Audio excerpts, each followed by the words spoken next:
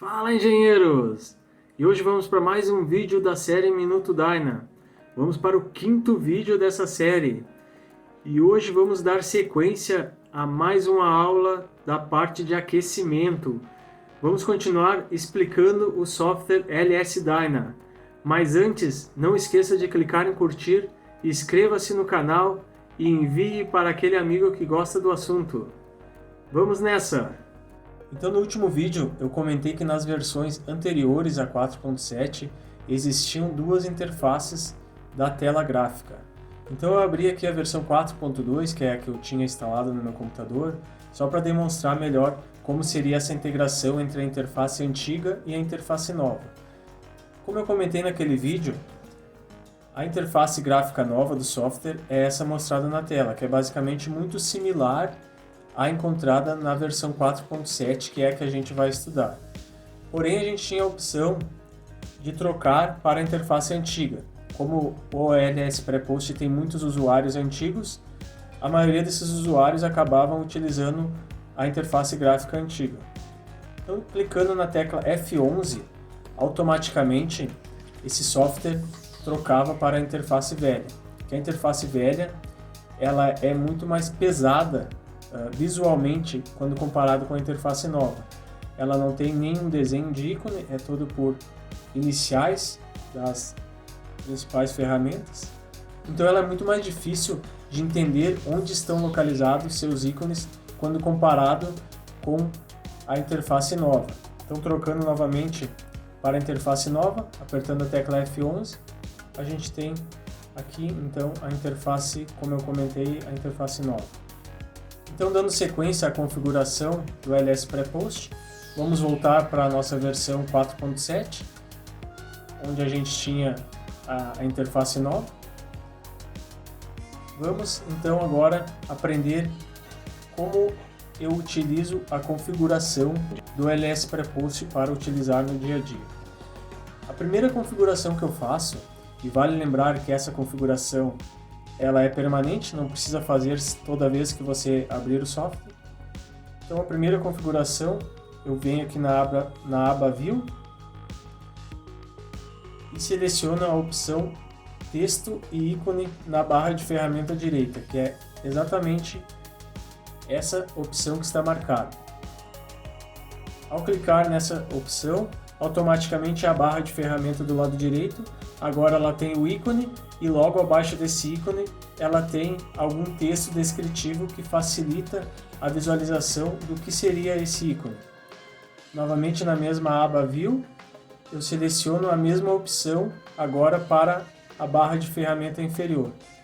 Então também na barra de ferramenta inferior ele tem agora um texto explicativo do que seria esse ícone, facilitando assim a nossa utilização do software e também facilitando para encontrar as ferramentas que a gente procura. A próxima configuração que eu também utilizo, eu vou aqui na aba Settings, Configuração, e eu ajusto basicamente a cor de algumas coisas. A primeira cor que eu altero é a cor do fundo da tela. Por quê? Porque eu acho muito pesado essa cor que ela vem default do software. Eu utilizo uma cor branca. A mesma coisa eu faço com a cor do texto, utilizo uma cor preta e também utilizo a cor preta nessa opção.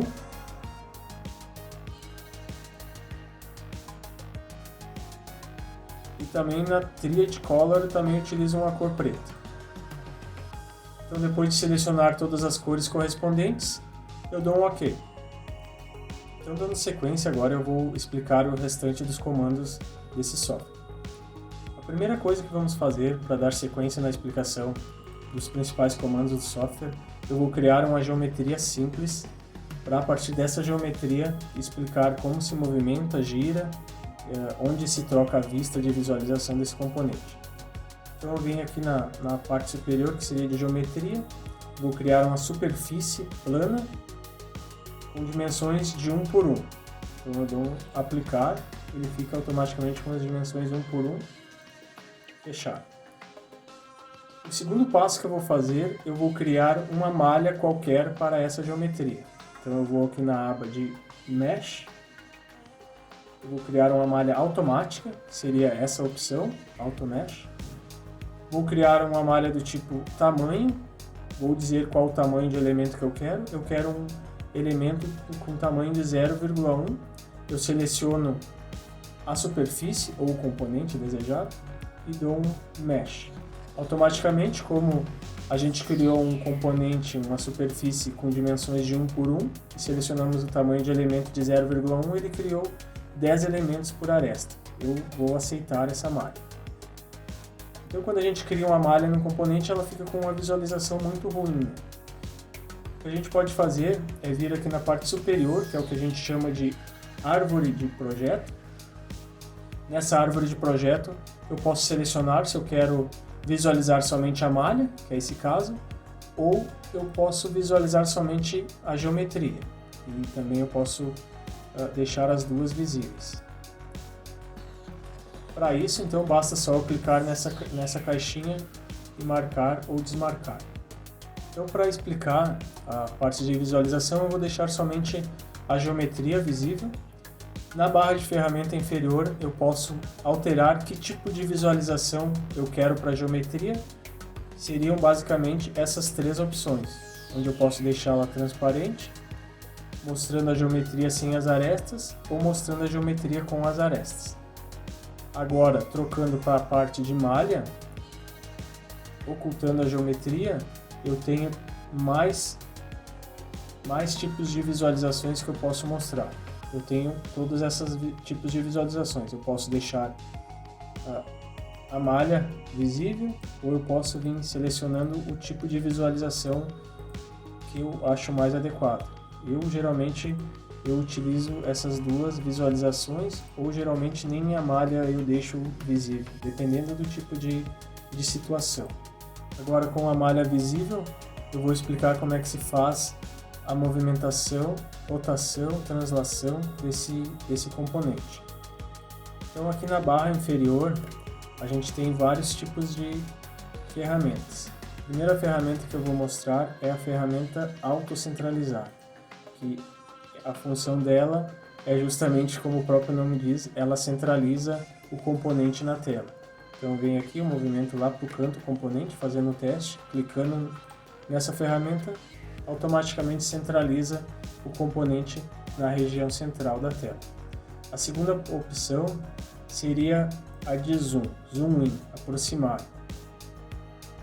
Para aproximar o zoom, eu clico com o botão esquerdo e arrasto, formando um retângulo na região onde eu quero aproximar. E automaticamente ele aproxima nessa região. Para retornar, eu posso então apertar em autocentralizar. Vou fazer novamente aqui o zoom, aproximo. E eu posso vir nessa outra opção, zoom out, que também ela retorna para a posição de origem. A próxima ferramenta agora que eu vou explicar é a ferramenta de tipos de vista, que é nessa setinha eu seleciono que tipo de vista eu quero do meu componente. No caso aqui ele está selecionado a vista de topo, então eu clicando ali ele vai para a vista de topo do componente. Eu poderia selecionar uma vista frontal, vista direita, que no nosso caso como é uma casca, uma superfície, ele vai ficar muito parecido com uma linha. Então, voltando para a vista superior, está aí o nosso componente com a nossa malha. Eu tenho também uma opção de selecionar essa ferramenta perspectiva. Basicamente, ela é utilizada para mostrar algumas visualizações que nenhuma outra vista permite mostrar. Ela é muito utilizada na parte de pós-processamento, principalmente, como eu comentei, porque a gente pode rotacionar e proporcionar vistas ao componente ou a toda a montagem que a gente estaria avaliando, que nenhuma das outras vistas ela nos mostra. Então, para sair dessa vista de perspectiva, eu seleciono novamente ela retorna para a nossa vista que a gente estava anteriormente.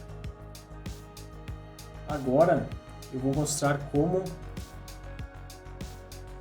como eu faço para rotacionar o componente através da barra de ferramenta inferior. Eu tenho aqui duas ferramentas, a ferramenta ângulo e a ferramenta rotação.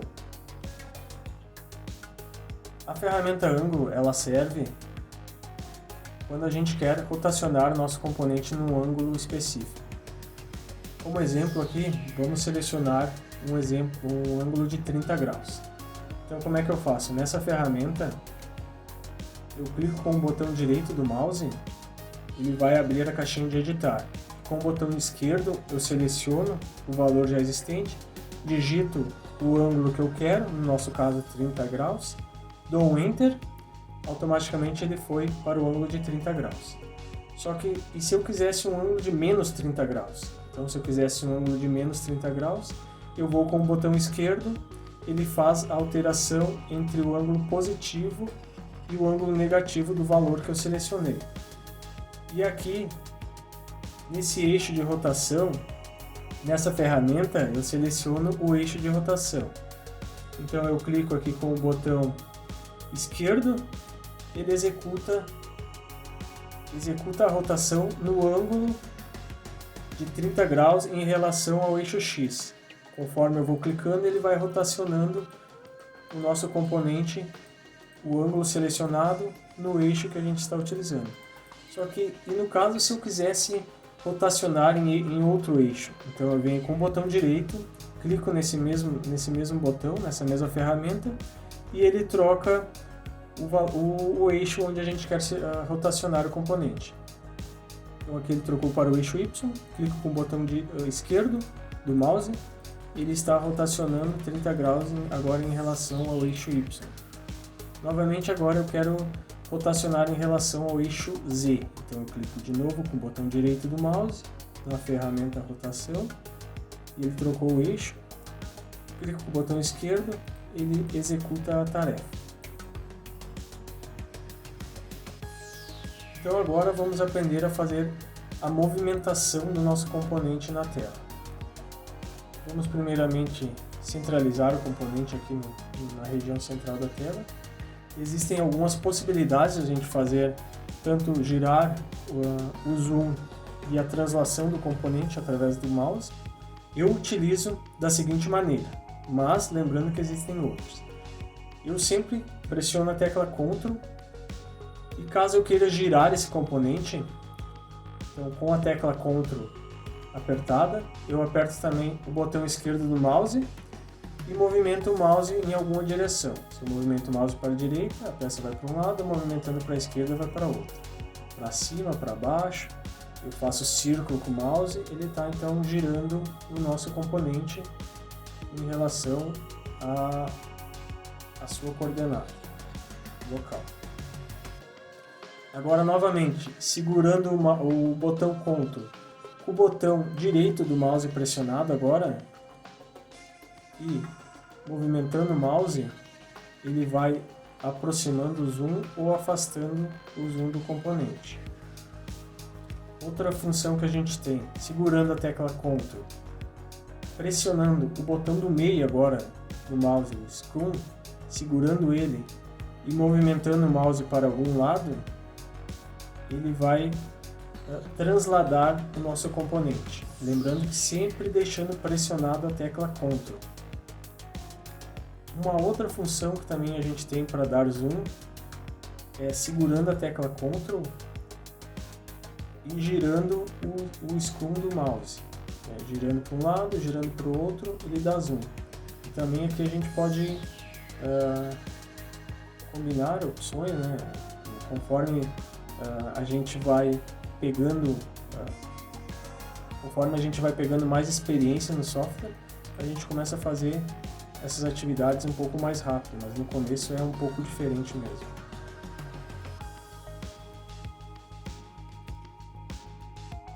Então tem mais uma ferramenta que eu quero mostrar para vocês. É essa ferramenta aqui, localizada aqui do lado do Zoom Out, que é o centro de rotação. Então clicando nessa ferramenta, selecionando um nó qualquer da nossa malha, segurando o botão Ctrl, segurando o botão esquerdo do mouse, que seria o movimento de girar, ao invés de girar na coordenada local do componente, ele está agora girando em torno desse ponto que selecionamos. Essa ferramenta, vocês vão ver mais para frente, ela é muito útil, principalmente quando temos montagens de grandes componentes. Aqui vamos selecionar aqui outro nó agora, esse outro nó também, girando o componente, está girando em torno desse ponto, e vamos voltar o componente para a tela. Os componentes mais básicos que a gente usa das ferramentas seriam esses que eu expliquei, mas no decorrer dos próximos vídeos vão aparecer outros componentes, outras ferramentas que precisamos aprender. Então eu espero poder contar com vocês no próximo vídeo. Um abraço, até mais!